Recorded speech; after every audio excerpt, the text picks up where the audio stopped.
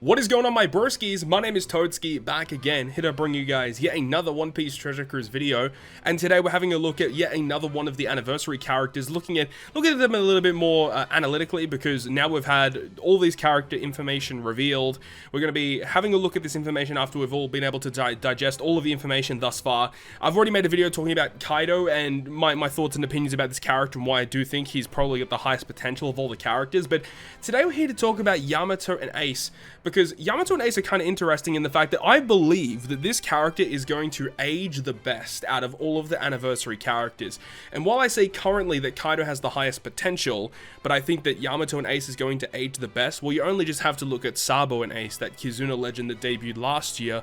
I think that character still to this day is incredibly strong, and this character I feel like has similar things to that unit as to why I think this unit is going to be very powerful moving forward in the future, and this character is just going to be kind of just even better, honestly, than Sabo and Ace as they currently stand. So let's go ahead and talk about this unit, and we'll give my thoughts and opinions, but let's go ahead and talk about the actual dual captain effect. Now remember, their solo forms are going to be a little bit weaker, but currently boosting free spirit, shooter, and striker characters by a ranging of 4.75 to 5.5 depending on your tap timing. That's already very good. 1.2 health boost, 2 times recovery for every perfect, 20% damage reduction, and then reducing 10 turns of bind and 10 turns of special bind. So obviously with their solo forms, in their solo captains, you know, they're going to have, one of them's probably going to be healing and damage reduction, or one's going to be healing, the other one's going to be damage reduction, and then one's going to reduce bind, one's going to reduce special bind. It makes sense with the characters that we have here. Just captain ability alone in their dual form is fantastic. You got great tankiness with healing, health boost, damage reduction. Like, what more could you ask for? This is a great captain, but I guess the only thing that's bad about the captain ability is that it doesn't make certain slots beneficial to your crew. I guess that's like totally nitpicking, because everything else about it is just fantastic. And then you actually have a multi-stage special, so we're gonna have to wait until the actual data download for this character to see what it's actually going to be. But if you have a look at stage 1 is already very good, being a -1 cooldown to the 3 classes at hand, free spirit, shooter, and striker. Also providing 300 times their attack in typeless AoE damage is already very good, so a damage dealing special is also nice. It also makes it easier to hit perfects for 1 turn, which helps with their captain ability with increased damage but also recovery.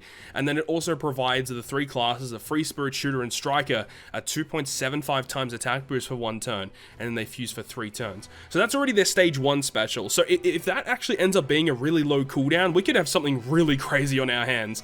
But then their max stage special is a 2-turn cooldown reduction, 400 times AoE damage, and then a 2 turn of making perfects easier to hit, and then also the 2 turns of 2.75 times attack boost. But then there is the added effect of giving you a conditional boost against characters that are ignited by 1.75 times for 2 turns.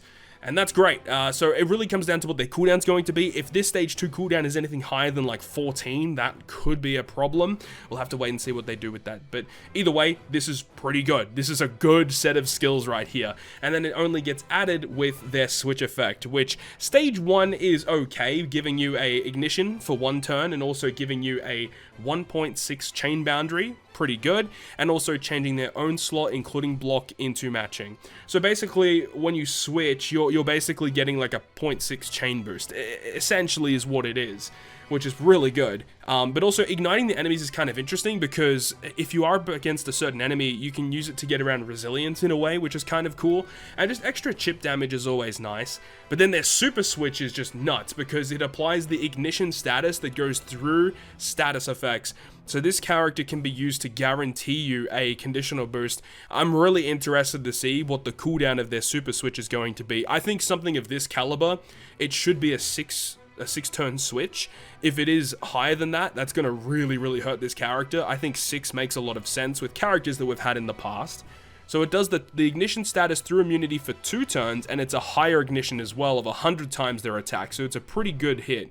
And then you've also got the 2.5 chain boundary instead, and they also will give themselves a guaranteed matching slot. So if you partner that with their special, being able to get good AoE damage, -2 cooldown, a guaranteed conditional, and a 2.75 attack boost, like, holy dude, this is so good. And when you've got a captain ability that is so tanky with a lot of attack as well, up to 5.5, so long as you're hitting your perfects, what more could you really ask for? This character provides so much.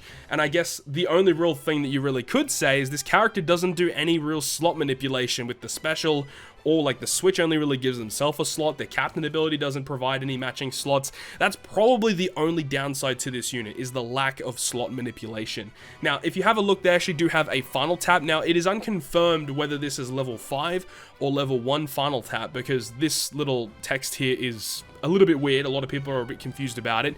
So at the moment, it says that it will set your chain multiplier to 8.0 and then change their own slot into Wano. So of course, if you switch before you activate their final tap, they're going to have a guaranteed matching slot on themselves, so that you're able to actually get the guaranteed Wano slot, because the final tap Sugo special does not go through block slots. So it's fine, you're able to just get around it anyway. But if this is level 1, that's why I don't think it's level 1, because 8.0 is incredibly high. If this is level 1 though, we could have probably a really crazy final tap right here. But if this is, you know, the level 5 effect, it makes sense. And I don't think it's that bad, but it's definitely not the best final tap in the game. It's nowhere near final tap Luffy and the Straw Hats.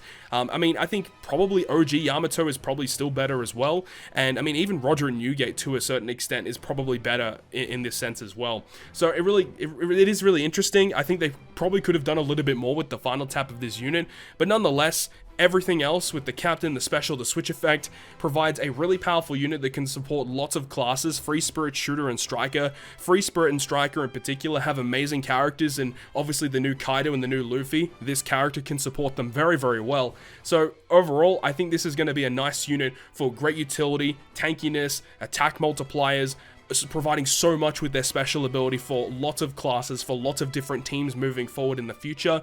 Very similar to Sabo and Ace, this character is going to be really good for a really long time. And speaking of Sabo and Ace, you can actually run them in a hybrid sense, where you have one of your captains being Sabo Ace and the other one being Yamato and Ace, and you'll have, you know, the captains where you can get rid of Despair, Special Bind, and Bind depending on the situation, and then you'll also have this special which can provide a conditional boost and an attack boost, and then you've got, you know, Sabo Ace which can do color affinity and the matching slots, as well as an orb boost. So you got some really nice synergy there with both Yamato Ace, Sabo Ace. Of course, you can't run them on the same team, but if you have one of your friend captains being that unit, you can run some really crazy stuff with a unit like this. And then I just want to quickly talk about their Rumble stuff, because they are quite interesting in Rumble. So their ability will provide buffs to Free Spirit and Striker classes, level 5 health, level 5 attack, and then they also have this effect of level 5 self-shield. So we'll talk about that in a moment, and also provide a CT buff to themselves, level 3 for the first 30 seconds. Now, the fact that they also provide themselves with their own CT increase for the first 30 seconds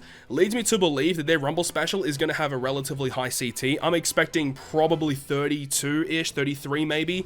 We'll have to wait and see, because what the special does is incredible. In a large horizontal range, 4 times attack is so incredibly strong, you guys got no idea. And then they target themselves and 2 low HP teammates for level 8 attack, level 8 crit, 300 HP healing per interval for 20 seconds. It does kind of suck that they provide the attack and critical buffs after the special has been launched. It would have been nice if they were able to buff themselves first and then apply the damage. I digress. It's still a very good one though, and it provides really good buffs to Free Spirit and Striker. Striker's going to be nice in Rumble to try out, I think, with the new Kaido character as well, who also buffs Striker characters. But also for Free Spirit, I mean, it's good that Free Spirit are getting more support, because while Free Spirit is already really good in Pyro Rumble, it's mainly headlined by a lot of side characters. So providing just buffs to Free Spirit means that people will be able to try out a couple of different scenarios, because I mean, regular Yamato as she stands right now is not that good in a Free Spirit team, because she doesn't have a lot of synergy with her passive. But I mean, like Sabo and Ace, for example, they're relatively good in Rumble, but they don't have the best kit ever. They're okay, but this is definitely a much better unit that I would prefer to use in Rumble over Sabo and Ace. They provide more damage, and I think they're going to be a better unit overall. Now, before we just end this, I want to talk about this self-shield mechanic, because this was only briefly mentioned. People were able to find that there was some additional information regarding Pyro Rumble with some new mechanics. So there was a shield thing which mentions that character will not take damage until the shield is broken, and certain attacks may penetrate this shield. So characters like Final Tap Kid, most likely, which have a special that bypasses enemy defense, I assume specials like that will be bypassing this shield. But also just being able to not take damage for the first, part of the battle is really good, because the self shield is level 5. We don't know how significant that is, but I assume it's going to be a pretty decent shield, so that's not too bad at all. And it does only apply it to themselves, so it's not completely broken, but I do kind of like that. And there actually is another new mechanic in Pyro Rumble called Confusion, where a character will attack their teammates, and if they get their CT to max, it's going to reset it. So that's actually a really bad debuff. And we don't know who has this yet. A lot of people are assuming that the Robin, Nami, and Hancock character that was revealed may have this effect. That would make a lot of sense, but that is going to be a very annoying debuff to deal with. But anyways, that's just my quick breakdown here of Yamato and Ace. I really do like this character, and I do believe this is going to be an incredibly powerful unit moving forward. And I think if we look back on this unit like 12 months from now, people are probably still going to be using this unit just because of the amazing utility, the tankiness, and the amount of damage that you can get just from one unit alone on your team. This unit's going to be a really great asset to all of your accounts. So that's going to wrap it up here. Leave your thoughts and opinions about Yamato and Ace down below in the comment section. Hope you guys enjoyed this one today, and if you guys did enjoy it, make sure to go ahead and leave a like. And if you want to stay up to date with all the content that I post, including more One Piece Treasure Cruise content, make sure to hit the subscribe button down below. But on that, guys, I'll see you guys within the next video.